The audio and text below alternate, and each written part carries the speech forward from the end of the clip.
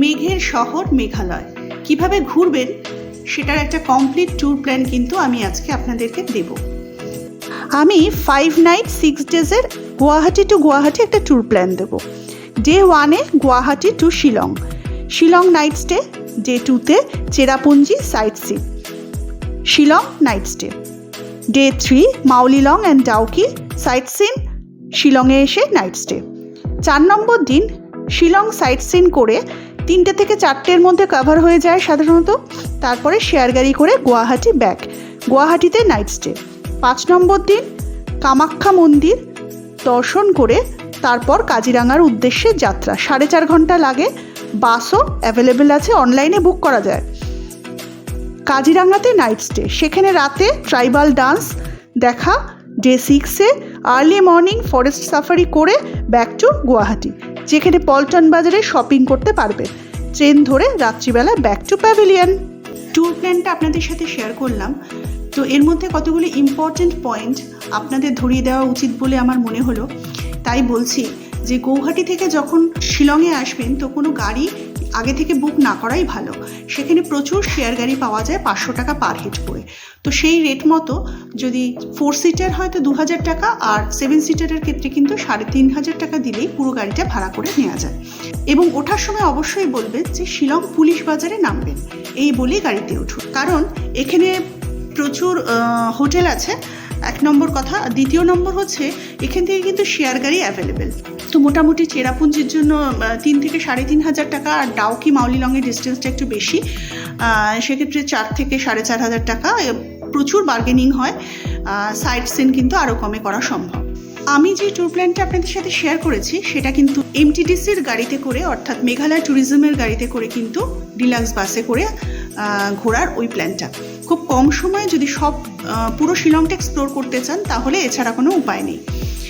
আর ছোট গাড়ির কথা বলি, যদি আপনারা মনে করেন যে চেরাপুঞ্জির ভিতরে বা ডাউকির ভিতরে গিয়ে কোনো গ্রামে থাকবেন তাহলে সেক্ষেত্রে কিন্তু আপনারা একটা গাড়ি বুক করে নিতেই পারেন। সাইট সিন করে শিলং ঘুরে আসছেন, ফিরে আসছেন, রাত্রে নাইট স্টে আপনারা শিলংয়েই করছেন, সেক্ষেত্রে কিন্তু বলবো একটা গাড়ি আপনারা যদি শেয়ার গাড়ি বুক করেন, আপনারা স্পট 8টা স্পট হয়তো ঘুরবেন এটা বলে গাড়িতে উঠবেন, কিন্তু কোনো একটা স্পট আপনাদের বিশেষভাবে ভালো লেগে গেল, সেইখানে বেশিক্ষণ স্টে করলে পরবর্তী 2-2.5-এর পরে মোটামুটি পাহাড়টা ঘোলাটে হয়ে আসে, আর দেখার কিছু থাকে না, ভালোও লাগে না। তো সবকটা স্পট কিন্তু ভিজিট নাও হতে পারে। এই গাড়ির ক্ষেত্রে একটা সুবিধা যেটা, ওরা একটা প্ল্যান করে সবাইকে ঘোরায়, সবকটা স্পট কিন্তু ভিজিট করা যায়, এবং 2-2.5-এর মধ্যে ওরা মোটামুটি ঘুরিয়ে দেবে। লাস্ট যে স্পটটা থাকে সেইখানে বাকি টাইমটা এক্সপ্লোর করিয়ে তারপরে ওরা গাড়িতে ওঠায়, মাঝখানে ওরা লাঞ্চেরও টাইম দেয়। তো আমি কিন্তু আপনাদের সেই বাসে করে ঘোরার ব্যাপারটাই বলবো। এই হলো এমটিডিসির অফিস। এখান থেকে কিন্তু চেরাপুঞ্জি, মাউলিলং, ডাউকি বা সাইট সিনের জন্য কিন্তু বুকিং হয়। সকাল 7:30টাতেই অফিস কিন্তু খুলে যায়। এটা অনলাইনেও বুক করা যায় বা সকালবেলা এসেও বুকিং করা সম্ভব যদি সিট অ্যাভেলেবেল থাকে।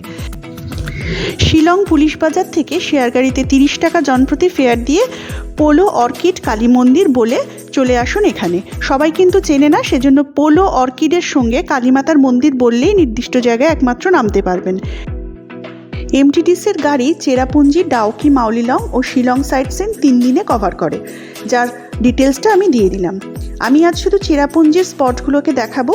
এদের শিডিউলের ফার্স্ট স্পট মাওডক জিম্পেপ ভ্যালি। চেরাপুঞ্জি শহরের কাছেই সুউচ্চ পর্বতমালা দিয়ে বেষ্টিত এক অসাধারণ ল্যান্ডস্কেপ এই মাওডক জিম্পেপ ভিউ পয়েন্ট। এমটিডিসির এই ডিলাক্স বাসে করে পরের গন্তব্য নোয়াখালীকা ওয়াটারফলস। এখানে বসে সময় কাটানোর সুন্দর ব্যবস্থা আছে।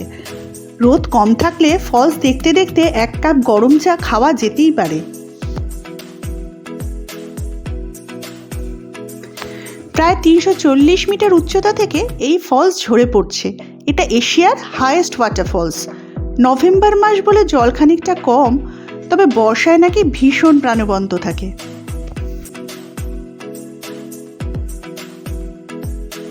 শুধু ফলস নয়, আশেপাশের সুউচ্চ পর্বতমালা সকলের মন কাড়বেই। এবার চলে এসেছি মাউসমাই কেভ দেখতে। সামনে অনেক বড় পার্কিং লটে গাড়ি দাঁড়ালো আর আমরা এগিয়ে গেলাম কাউন্টারের দিকে। Ticket 40 rupees per head. ক্যামেরার জন্য আলাদা করে 100 টাকা চার্জ করে। কেভটা লম্বায় কিন্তু 150 মিটার।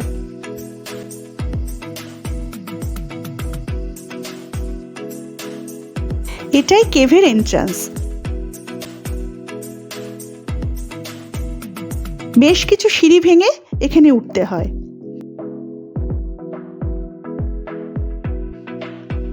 কেভের ভিতরটা চুনা পাথরের।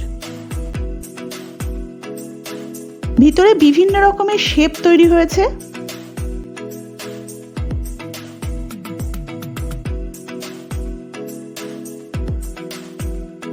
ভিতরটা অন্ধকার বলে মাঝে মাঝেই আছে নিয়ন লাইট।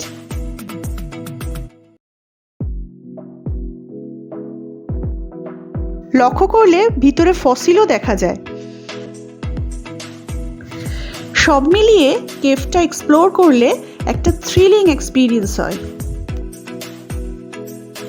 বর্ষায় কেভের ভিতরটা ময়েস্ট থাকে।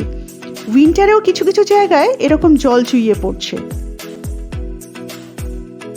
কিছু কিছু জায়গায় চওড়া, আবার কিছু জায়গা এত ন্যারো যে বসে বা কাত হয়ে পার হতে হয়।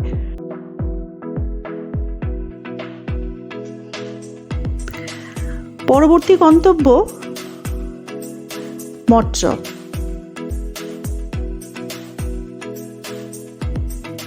মঠচপ কিন্তু একটা শিবলিঙ্গের জন্য বিখ্যাত। এই হচ্ছে সেই ন্যাচারাল শিবলিঙ্গ। একটা সিঙ্গেল পাথর দিয়ে শিবলিঙ্গের আকার।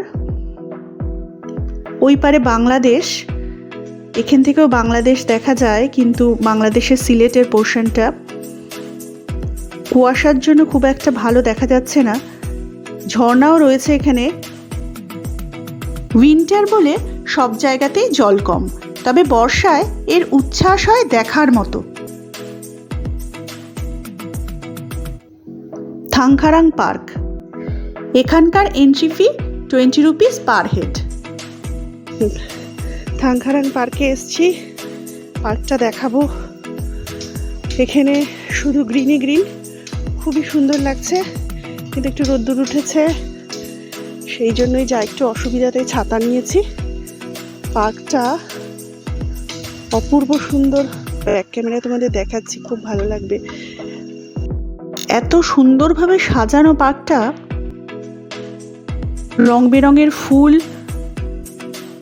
ব্ল্যাকটপ রোডের উপর দিয়ে হাঁটো আর এই পার্কে ঘুরে বেড়াও।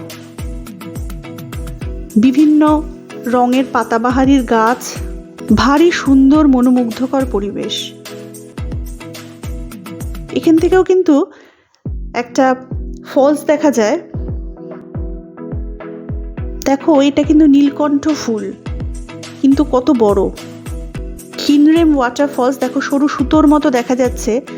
বর্ষাকালে এরও কিন্তু রূপ পরিবর্তন হয়। এখান থেকেও কিন্তু বাংলাদেশের একটা ভিউ পয়েন্ট দেখা যায়। সিলেটের পোর্শনটাই কিন্তু পুরো মেঘালয় থেকে দেখা যায়, এটা সিলেটের পোর্শন।